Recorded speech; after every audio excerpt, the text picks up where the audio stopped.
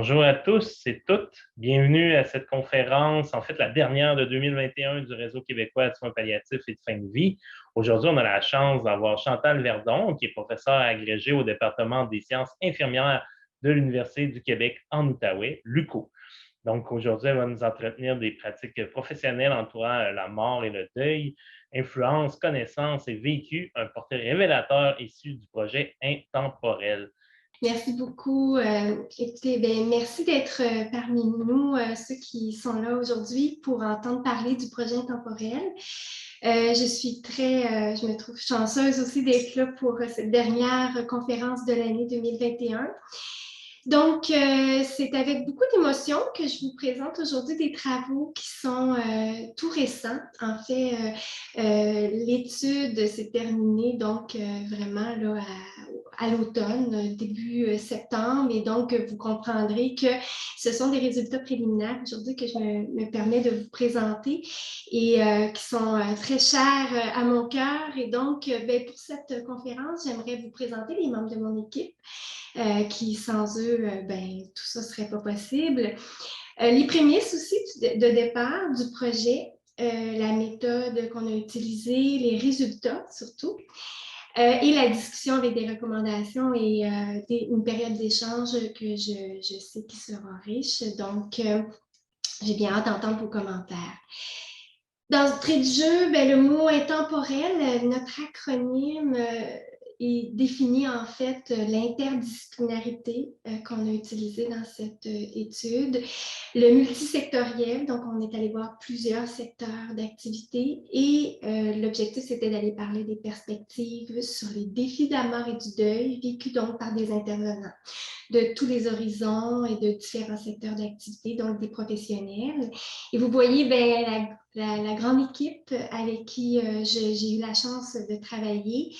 Et c'est pas fini parce que justement, on est en ce moment là vraiment à déterminer tous les angles possibles de regarder les différentes analyses.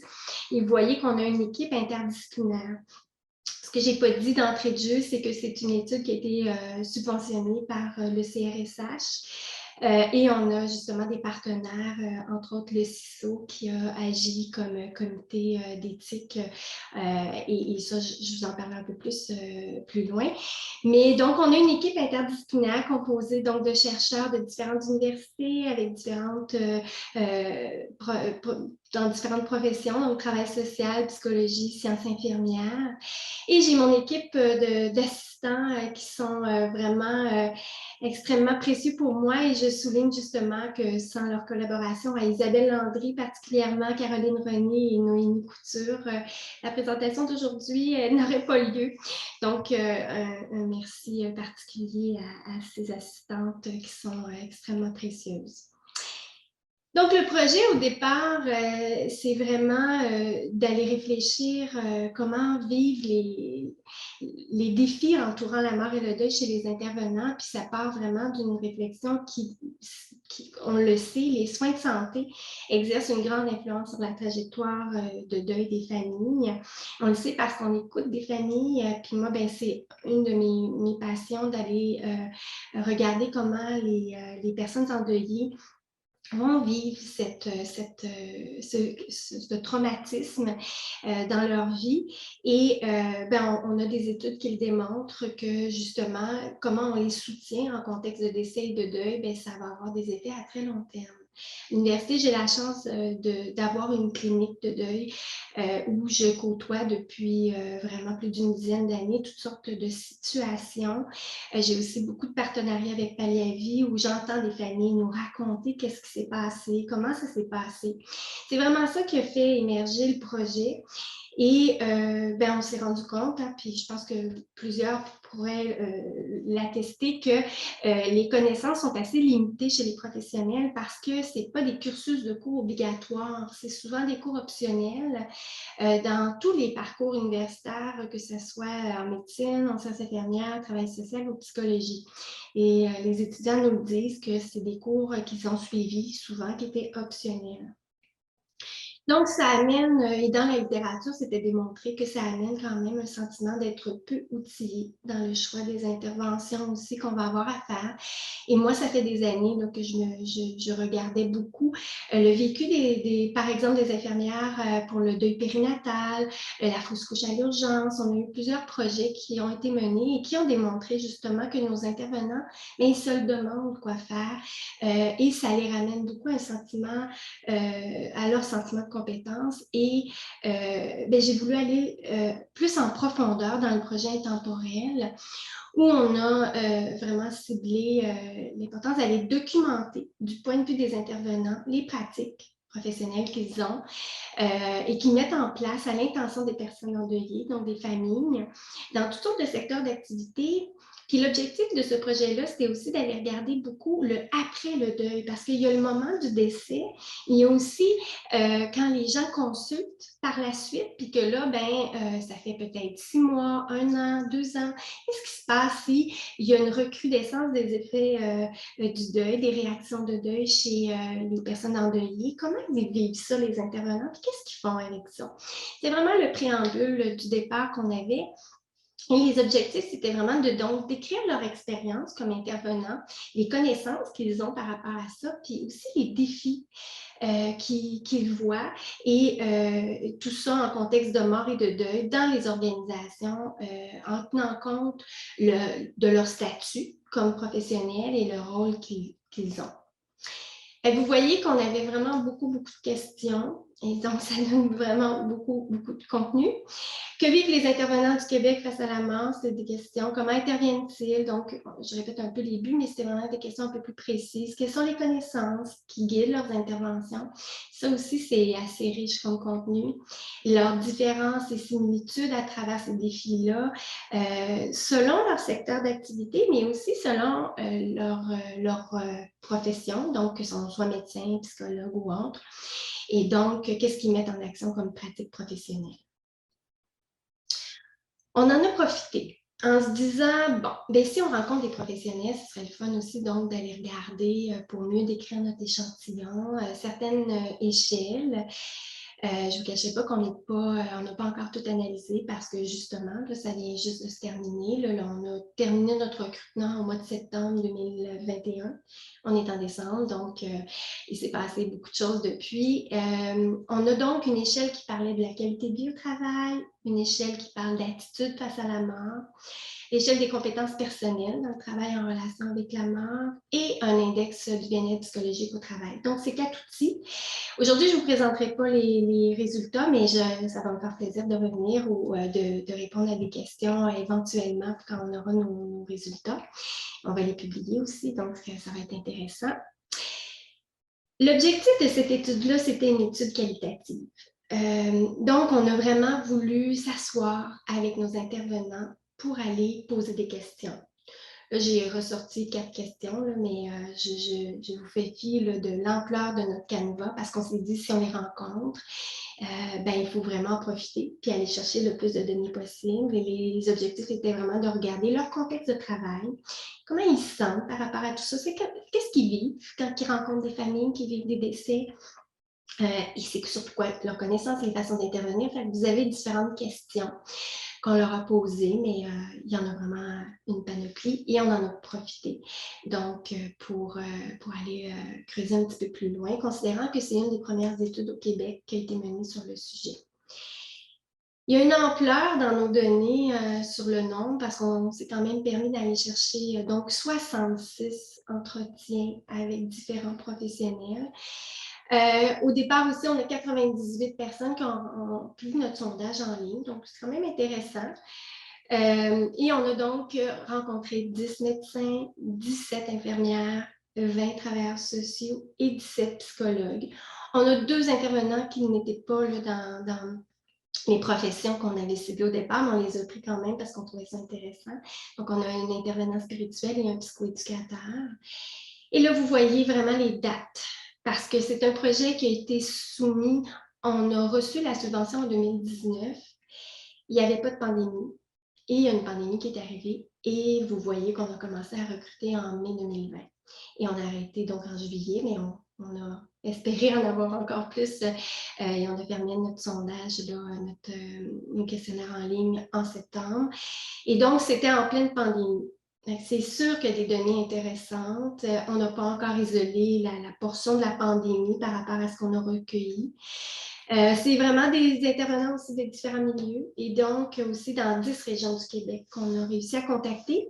J'ai envie de vous dire que le fait de l'avoir fait en Zoom ou par FaceTime ou par toutes sortes de méthodes technologiques, ça a été vraiment des outils fort utiles.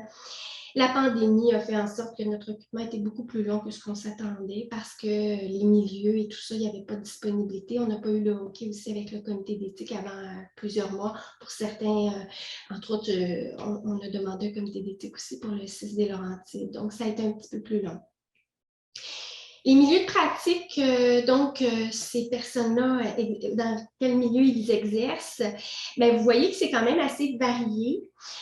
On a donc des soins critiques. Au départ, l'étude était vraiment concentrée sur, on voulait aller voir en soins critiques, donc dans les soins intensifs et les urgences, et la première ligne. C'était vraiment les endroits qu'on a ciblés. Mais bon, avec le recrutement, puis parce que des gens voulaient participer à notre étude, ben, on a accueilli là, vraiment toutes sortes d'autres personnes. Et vous allez voir dans les extraits que je vais vous livrer, vous allez voir un peu où est-ce qu'ils travaillaient, mais on a ici notre questionnaire socio-démographique qui nous permet vraiment de dire que, ben, essentiellement, il était dans les hôpitaux. Il y en avait beaucoup en pratique privée et au niveau communautaire. Je me suis permis quand même de ressortir certaines analyses descriptives là, de nos échelles parce que j'aime ça, faire parler un peu nos verbatims aussi parce qu'on leur a demandé dans le sondage, puis les entrevues avaient lieu pas très longtemps après qu'ils aient complété le sondage, donc ils ont répondu à plusieurs de nos questions et il y en avait une qu'on leur avait demandé, ben, est-ce que vous avez des contacts avec les personnes qui vivent des décès? Et ben, pour avoir déjà fait une autre petite étude, un projet pilote, moi j'avais fait toutes les entrevues là, dans l'autre projet pilote où j'avais rencontré 18 infirmières, par exemple. Et souvent, je posais la question, est-ce que vous avez des contacts avec les personnes endeuillées? Puis ils disaient non, mais dans l'entrevue, ils faisaient, ah, mais oui, finalement j'en ai. Puis là, ben, donc, j'ai envie de dire que je mets un bémol un peu sur ça, mais bon, il y en a qui disaient que c'était rare. Vous voyez la proportion à peu près, occasionnellement, régulièrement. La plupart se situent vraiment entre occasionnellement et fréquemment. Mais bon, c'est une donnée qui est intéressante. Puis vous voyez que j'avais quand même 97 répondants à cette question, mais j'ai 66 qui ont poursuivi avec nous dans l'étude pour faire l'entretien. Une autre question qu'on leur a posée, est-ce que vos connaissances vous permettent d'être à l'aise pour intervenir? Puis ça aussi, ben, je trouve que ça parle, c'est intéressant. C'est un tableau qui nous permet donc de voir que les gens, ben, il y en a quand même 14 là, qui sont en deux et ben, pas du tout se sentir confortable, à l'aise. Et on en a quand même une proportion importante là, qui nous disent que oui, je me sens quand même à l'aise. Et ça va être intéressant de pousser plus loin notre analyse. On a aussi donc être confortable, de se sentir habile pour intervenir auprès des familles. Donc, est-ce que je suis efficace dans mes interventions? Bien, ça aussi, c'est une autre question qu'on leur a posée. Et bien, ça nous permet juste d'avoir une petite idée là, de bien, quand ils ont vraiment répondu à nos questionnaires, qu'est-ce qui émergeait. Je n'irai pas plus loin dans le quantitatif parce que, comme je dis, on est en train d'analyser et aujourd'hui, je vous présente vraiment des analyses préliminaires parce que j'avais très hâte de présenter justement ce qui ressort de cette étude. Puis, on a donc utilisé une analyse thématique qui fait émerger dans le fond les pratiques, le vécu, les défis. Vous allez voir, là, c'est très riche. C'est aussi très touchant de lire ce qu'ils nous ont livré. Et on a procédé donc avec des étapes successives où on a travaillé à plusieurs membres de l'équipe pour faire émerger des catégories, des thèmes. Et aujourd'hui, je vous présente là, vraiment le début, en fait, de ces analyses-là que vous aurez sans aucun doute, j'espère, la chance de nous lire pour en avoir plus de détails. C'est 103 heures et 42 minutes d'extrait. Donc, c'est assez riche. Et aujourd'hui, j'ai envie de vous parler vraiment donc des pratiques professionnelles entourant, mais on a des débuts difficiles. Ça, on l'a entendu beaucoup. Moi, j'ai vraiment lu, là, je vous dirais, le plus que le trois quarts là, des entretiens pour m'immerger aussi dans les données, puis travailler avec mes collègues pour qu'on fasse émerger tout ça. Donc, il y a les débuts difficiles, l'exigence d'accompagner le deuil. Ça aussi, c'est quelque chose de très riche. La transition de novice à expérimenté, où là, on voit vraiment poindre des prises de conscience par rapport à ce qu'ils ont à faire pour être confortable, pour intervenir. L'expérience personnelle d'avoir vécu des décès, il y a une réflexion là-dedans qu'on va vous montrer. Et finalement, les croyances qui influencent les pratiques professionnelles. J'aurais pu m'étendre vraiment, puis à vous amener d'autres éléments, mais j'ai envie de vous dire qu'aujourd'hui, c'est ce qu'on vous présente, mais il y a vraiment une grande, grande richesse là, dans tout ça. Et je remercie aussi, avant de me mettre à vous, je vais les lire, les extraits, parce qu'ils sont touchants, puis parce que je trouve que c'est important qu'on s'en émerge. Mais je remercie beaucoup les professionnels qui ont participé à notre étude parce que je tiens vraiment à souligner leur grande générosité à travers les extraits qu'on a. Donc, la première, c'est une psychologue qui travaille en périnatalité qui nous parle de ses débuts et qui ne sait pas rien parce que, puis on l'entend, puis il y en a d'autres, mais celle-là, on l'a choisie, qui nous dit « Je dirais que j'ai appris pas mal sur le tas, malheureusement. Dans le contexte où je suis entrée en poste et celle qui avait le poste depuis 20 ans était partie 3 mois avant. Il n'y a pas eu de transition. Elle est partie à la retraite.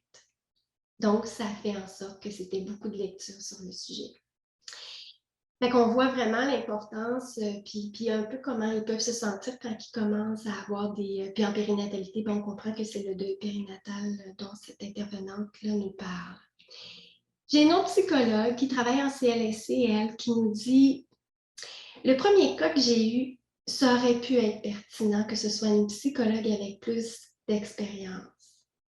J'étais la moins pire ressource. Je pouvais sentir cette incompétence. » Et donc, on était très sensibles à entendre justement ce qu'ils avaient à révéler dans cette optique-là. J'en ai une autre qui est non la moindre aussi, une travailleuse sociale qui travaille en soins palliatifs, qui nous dit « Le défi, c'est qu'on a peu de repères sur le deuil. Moi, en formation initiale, je n'avais pas eu du tout de notion par rapport au deuil. Ça a été un petit peu de construire soi-même les outils en allant chercher des formations et du coup, d'avoir des repères qui sont différents d'autres types d'interventions que j'avais plus l'habitude. Je me revois parce qu'avant, dans ma pratique, je me suis retrouvée avec des personnes endeuillées sans formation. Et sans formation, je pense qu'on n'a pas les bons outils pour arriver à avoir les réflexes dans notre manière d'intervenir auprès des personnes endeuillées. Donc, pour moi, une formation, c'est un incontournable. On s'est permis de vous montrer, parce qu'on l'a demandé ça dans notre questionnaire, avez-vous eu de la formation sur le deuil? Je l'ai mis en rouge, là. Nos répondants médecins nous ont dit que non. Puis vous voyez les proportions. Puis c'est intéressant, c'est une travailleuse sociale qui nous dit qu'elle n'a pas eu de formation, mais dans nos chiffres, on a qu'ils en ont eu. Bon, on parlait de sa formation initiale, elle parlait du début. On a à se questionner à ce sujet-là parce que le deuil est partout. On a des gens en périnatalité, on en a dans tous les secteurs d'activité. Le deuil et la mort est partout. Fait que je continue. L'autre thème qui émerge et qui est non le moindre, c'est aussi donc tout ce sentiment d'exigence d'accompagner le deuil. Donc, on a une autre psychologue en périnatalité, c'est la même, je pense, qui nous dit ce que je trouve difficile des fois, c'est l'impuissance. D'apprendre à dire, il faut juste que je sois là. Il ne faut pas que je cherche. Tu sais, il faut juste que j'accueille la peine. Je ne peux pas les consoler. Je ne peux pas réparer. Puis, je ne peux pas réparer ça dans le temps de le dire. Fait qu'il y a quelque chose dans ça, dans cette phrase-là, qui pour moi est pleine de sens. C'est sur le long terme. Donc, de gérer mon impuissance à moi. Et c'est très révélateur de ce qu'ils ont à vivre comme exigence. On a une autre psychologue en oncologie qui nous dit « Je ne suis pas à l'aise avec ça comme professionnel. » On ne peut pas faire fi des émotions douloureuses qui viennent avec le deuil et elles sont importantes. Il faut trouver une façon de leur faire de la place. Ça parle des émotions. Je n'ai pas, puis là, fait un soupir, je n'ai pas de recette magique. Ça demande, ça peut être assez angoissant d'être confronté à l'impuissance comme soignant, mais comme personne aussi. Malheureusement, mon travail en soins palliatifs auprès de personnes endeuillées n'a pas répondu à mon désir de pouvoir maîtriser le deuil avec un soupir. Et elle nous dit, je pense que c'est très angoissant la mort. Je pense qu'on peut apprendre à apprivoiser cette angoisse-là, mais en acceptant l'impuissance inhérente de l'inconnu et de l'incertitude qui vient avec ça. Ce qui est plus facile, je pense, c'est ma sensibilité, puis mon écoute, ma capacité d'écoute, de repérer les forces et d'être capable de voir là où on peut intervenir et où ça peut être utile pour la personne. On voit même pendant qu'elle nous parle tout l'exercice de réflexion qu'elle mène. J'ai une autre psychologue en médecine, je n'ai pas juste des psychologues, vous allez voir, j'ai plein d'autres intervenants. Ici, j'ai une qui travaille en médecine, donc à l'hôpital, et qui dit « Parfois, je me dis que faire mon travail avec la mort qui est partout, ça me coûte cher. » Au niveau personnel, il faut vraiment que je reste en équilibre. Il faut que je fasse du sport. Il faut que je mange bien. Je ne peux pas prendre beaucoup d'alcool. Il faut que je sois en psychothérapie. Je ne sais pas comment j'ai fait pendant 20 ans pour faire ces pratiques-là sans que ça me rentre dedans. On dirait qu'il y a une faille qui s'est ouverte, puis elle est restée ouverte. Puis maintenant, il faut que je vive avec. Moi, j'en ai des frissons de lire ça, là. J'ai un médecin qui travaille à l'urgence qui nous dit « C'est trouver le juste milieu entre comment moi je vis la situation, sans avoir l'air froide et complètement figée. Mais clairement, je ne peux pas m'écrouler devant eux non plus. Parce que moi aussi, j'aurais le goût de brailler ma vie si j'avais perdu un enfant. C'est le timing pour être capable de faire mon travail maintenant et de bien vivre après avec ça. » Et elle rajoute, accepter la réaction de la personne, peu importe comment ça sort, comme, ben voyons donc, il est donc bien figé, on dirait qu'il n'a pas d'émotion. On ne sait pas comment ces gens se sentent vraiment. Quand c'est subi, quand c'est accidentel, on est complètement dans un autre registre. C'est souvent le choc initial qui est plus difficile à gérer. Des fois, c'est pas évident quand le patient, c'est un enfant. Il faut que je prenne le temps de mettre moi, mes émotions de côté pour être capable d'être là pour la famille. Puis moi, j'ai envie de vous dire, ben, ce que je note dans ça, là, c'est tout le miroir.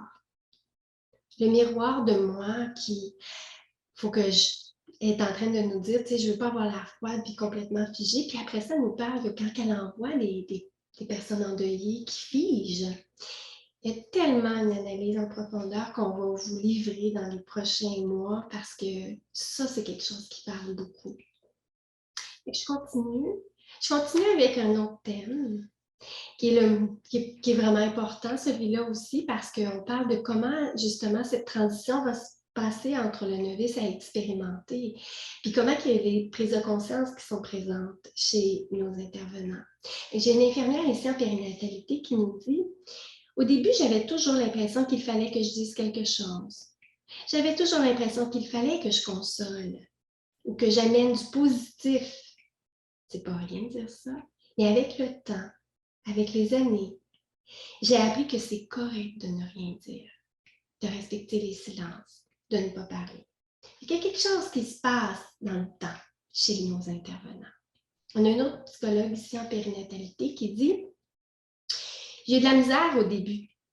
J'ai trouvé très dur sérieusement. Mais je pense que quand j'ai arrêté de voir l'aspect mort et voir l'aspect souffrance, ce que les gens vivaient, et vraiment me connecter à eux, ça s'est bien passé. Ça a vraiment aidé à voir le besoin de la personne. Donc, pas de chercher à mettre des interventions en place, mais plus à réagir aux besoins et à les accompagner là-dedans, selon ce qu'ils me manifestent.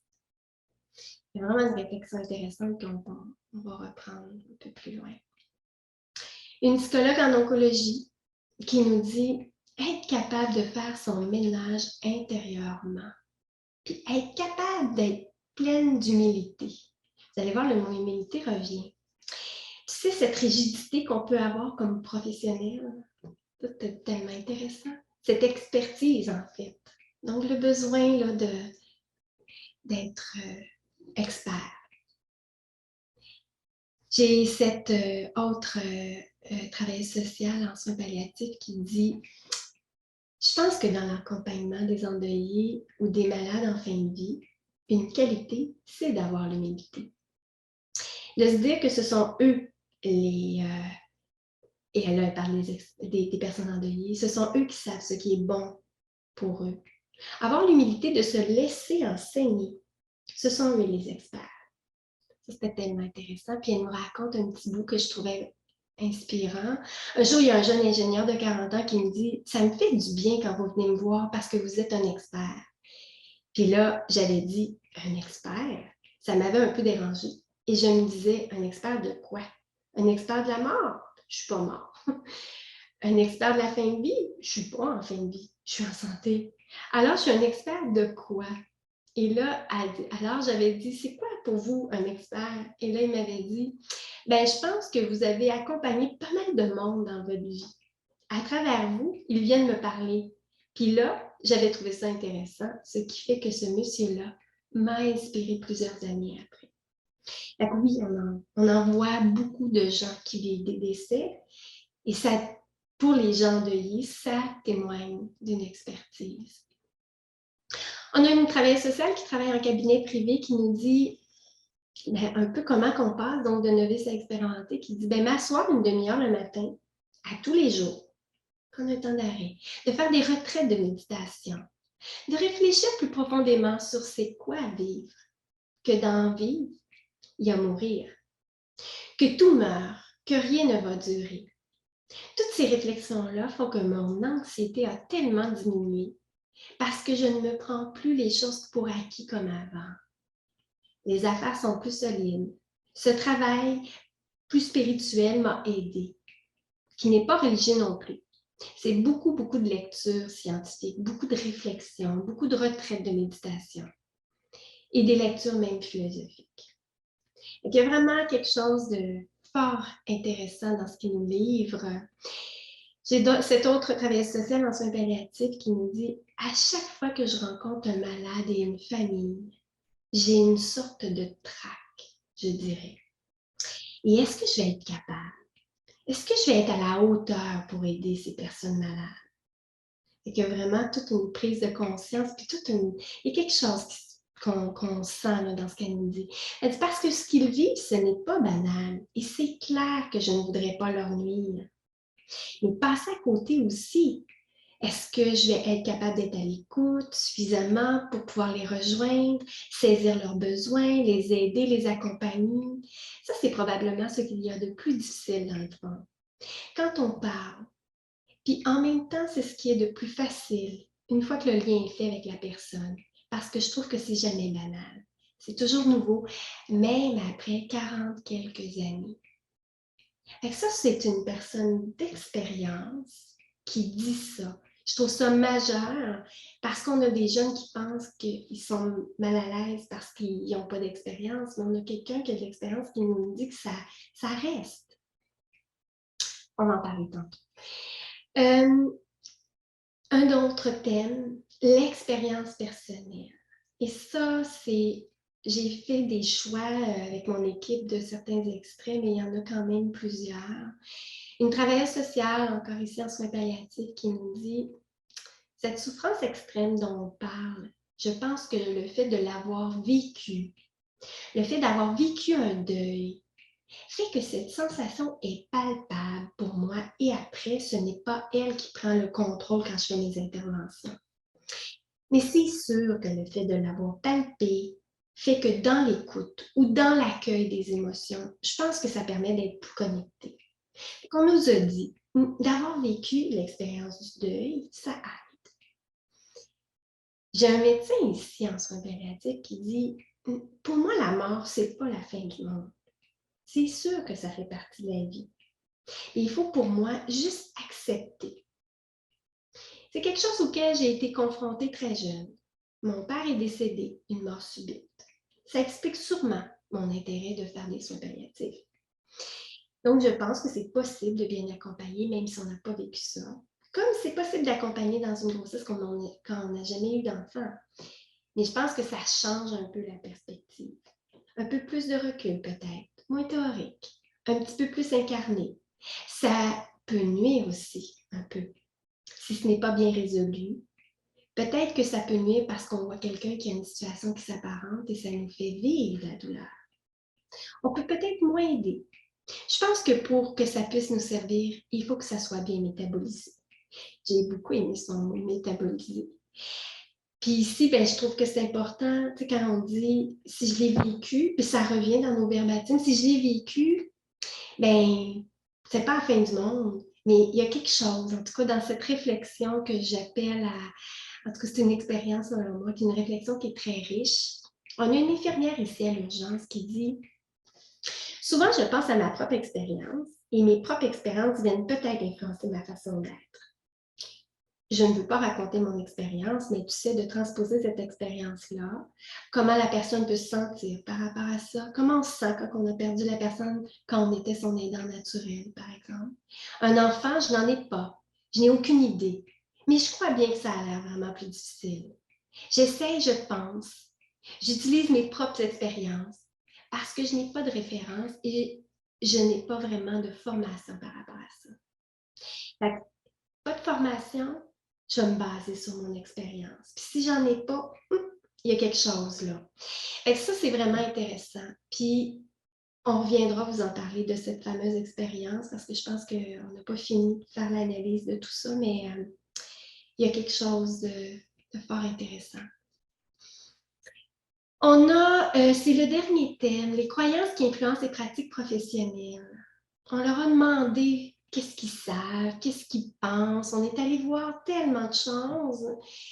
Et ici, j'ai un médecin de Montréal. On trouve ça très, très intéressant parce que c'est toujours plus difficile parce qu'on leur a demandé le deuil subi ou anticipé. Y a-t-il des différences selon vous quand vous intervenez? Puis ce médecin-là qui nous dit c'est toujours plus difficile quand c'est inattendu, je pense. C'est un choc. Est-ce que c'est vraiment plus difficile? Je ne sais pas.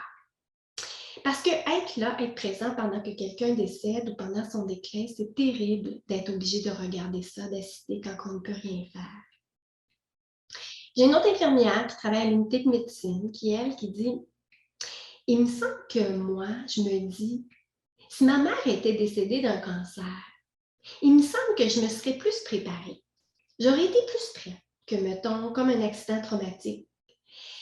Je sais que ça reste un deuil pareil, mais pour moi, c'est plus facile à accepter quelqu'un qui part d'un cancer, que ça fait des mois que tu chemines avec, que quelqu'un qui part d'un accident ou qui part subitement, qui fait une crise de cœur, qui décède tout d'un coup comme ça. Le choc est plus grand.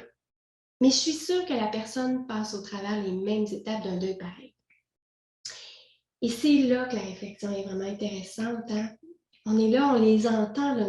Ils nous le disent, je ne sais pas, puis mon expérience, puis il me semble que moi, il y a vraiment quelque chose.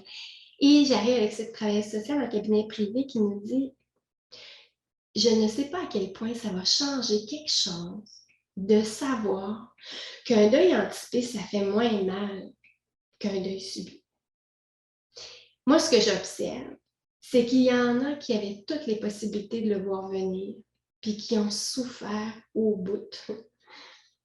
Mais ça dépend quelle croyance qu'on a comme intervenant par rapport à ça. Moi, j'aime mieux m'asseoir avec mon client et voir ce qui s'est passé pour lui, pour elle, par rapport au deuil, qu'il le voit venir ou pas. Ça, c'est vraiment intéressant. Donc, les croyances influencent probablement nos pratiques. On est rendu là, de nommer comment j'interviens selon ce que je pense. On a toutes sortes de croyances, puis on en a fait émerger quelques-unes ou une autre ici qui nous dit, c'est une travailleuse sociale en cabinet privé qui dit, tu sais, le deuil, il va souvent au psychologue. Et je ne suis pas d'accord avec ça. Les cas les plus complexes, je n'ai pas de problème avec ça. Mais sinon, je démédicaliserai. Quand le client vient me voir après 3 mois et qu'il me dit qu'il a eu des antidépresseurs pour le deuil, je ne suis pas de bonne humeur.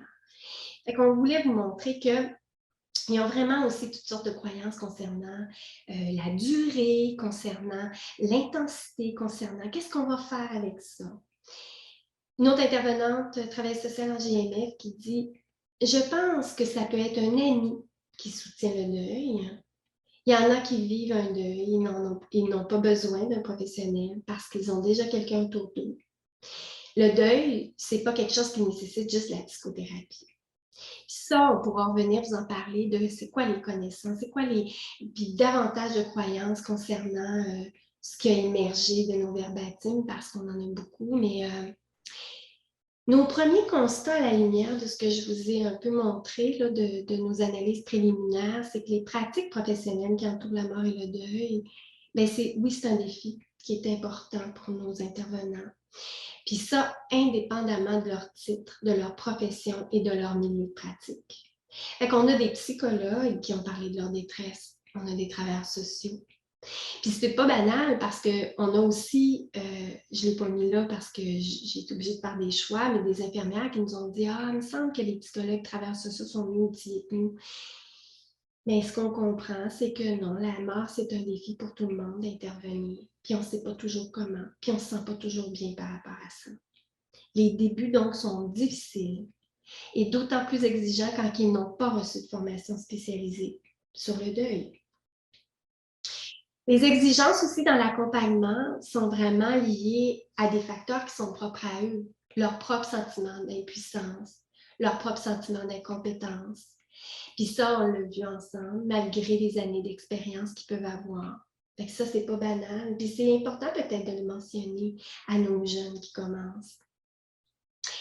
Dans la notion de novice à expérimenter, dans le fond, ce qu'on voit à travers les prises de conscience, c'est celle qui, entre autres, à un moment donné, nous dit il a fallu que j'arrête de penser juste à la mort, donc se décentrer de l'histoire du décès pour se concentrer, dans le fond, sur la personne endeuillée puis ses propres besoins à cette personne-là. Se laisser aussi enseigner par les personnes endeuillées. Moi, j'anime des groupes de deuil et j'ai beaucoup de parents qui viennent témoigner dans mon groupe où ils vont dire moi, j'ai jamais perdu ça avant, un enfant, là, fait que je ne sais pas comment réagir. Il y a quelque chose de beau dans l'intervenant qui ne sait pas comment réagir, puis la personne endeuillée non plus. C'est comme beaucoup d'endeuillés ont nommé que de savoir que l'intervenant ne sait pas, là, non, ça ne fait pas plus peur. Ça fait juste de dire « Ah ben, je ne suis pas tout seul à ne pas savoir comment réagir. » Donc, se laisser enseigner, développer son humilité, donc comme intervenant, puis d'être capable de nommer « Je ne sais pas quoi dire ». Et ça, les familles nous l'avaient déjà dit, que quand ils entendent ça, ça leur fait du bien. Accueillir aussi ces transformations-là qui sont personnelles, qui vont arriver avec le fait qu'on est en contact avec des êtres qui vivent des drames comme ceux-là. Donc, ce qu'on comprend de ce qu'on vous a présenté aujourd'hui, c'est qu'aussi l'expérience personnelle, c'est une force, oui, que tout le monde va reconnaître, mais c'est aussi lié au manque de formation. Puis, ça peut être un problème si ça devient la norme. Dans une autre étude, j'avais une intervenante qui avait dit, tu sais, mon chum, il a perdu sa mère, puis il n'a pas pleuré pendant 100 ans. Fait que des fois, je trouve ça long, la durée du deuil des personnes que je côtoie. Et c'est là où l'expérience personnelle pourrait devenir un problème, si on en fait une norme. Et finalement, ben, les croyances viennent de nos comportements et par conséquent nos interventions. Et c'est pour ça qu'il faut peut-être aller à la pêche pour voir c'est quoi qui nous habite comme croyance. Fait que ça sera des analyses justement, parce que je pense que cette étude aura des répercussions sur la pratique, sur l'enseignement, sur la recherche. Et j'ose espérer des belles collaborations avec plusieurs parmi vous. La première, au niveau de la pratique, les recommandations, je pense que cette étude-là va nécessairement mettre en lumière, bien, c'est une fois qu'on diffuse ces données-là puis qu'on en parle ouvertement dans les milieux sur les défis que tout le monde vit, bien, c'est de briser l'isolement. Et ça, c'est pour moi majeur. Promouvoir aussi beaucoup le soutien entre les intervenants des différentes professions. Les médecins en ont beaucoup parlé. J'ai fait des choix. J'aurais pu vraiment vous ramener des verbatims éloquents de médecins qui vont dire qu'elles regardent les infirmières, puis qu'elles sont touchées, puis elles vont chercher ce soutien-là avec elles. Combien des travailleurs sociaux vont dire à quel point qu'elles trouvent bonnes, entre autres aussi les infirmières ou les autres professionnels dans l'accompagnement. Il y a vraiment quelque chose à faire au niveau interdisciplinaire. Puis développer des communautés de pratique pour réfléchir collectivement, pour s'outiller. Mes recommandations aussi pour l'enseignement, c'est vraiment de promouvoir l'importance d'offrir des formations dans les programmes initiaux, dans tous les secteurs d'activité des intervenants, puis les construire de façon interdisciplinaire, parce que je pense qu'il y a vraiment des belles choses qui émanent de tous nos rôles. Miser aussi beaucoup sur la formation continue, puis développer des ateliers de réflexion dans tous les secteurs, puis d'avoir des transferts de connaissances. J'ai travaillé avec une de mes collègues dans ce projet-là, Francine de Montigny, sur la fausse couche à l'urgence, où nos intervenants, quand on les a formés, ben, ils ont fait de grandes prises de conscience. En périnatalité, il y a vraiment un champ de compétences important qui a été développé à travers plusieurs études qui pourraient être transposables en soins palliatifs, en oncologie, dans tous les autres secteurs d'activité en première ligne. Donc, je pense que le transfert de connaissances est majeur au niveau de l'enseignement. Puis finalement, pour la recherche, bien, poursuivre nos analyses plus en profondeur. J'ai envie de vous dire qu'on a beaucoup de travail, 103 heures. Il y a des analyses qu'on est en train de faire, plus poussées, justement, pour comparer aussi nos intervenants dans leur vécu. Donc, on les prend séparément pour ensuite les prendre ensemble. Il y a vraiment des belles choses qui émanent de tout ça. Puis, on a de regarder donc les connaissances et toutes les façons d'intervenir. Fait qu'il y a encore beaucoup de travail à faire. Et la phase 2 qui sera proposée dans une autre demande de subvention pour aller voir d'autres milieux de soins. Je pense entre autres à la santé mentale, où on n'a pas eu de répondant en santé mentale parce que ce n'était pas l'objectif, mais je pense que c'est là qu'il faut aller. Et donc, de belles révélations qui pourront émerger de tout ça. Puis d'aller voir aussi peut-être un peu plus profondément en soins palliatifs nos intervenants. Donc, ben, ça m'a fait plaisir de vous présenter tout ça. Je voulais faire 45 minutes, puis je pense que c'est réussi. Donc, je suis très ouverte aux échanges et surtout aux questions ou autres, mais n'hésitez pas aussi, il y a un site web où on mettra des détails de cette étude-là accessible, mais vous pouvez me contacter aussi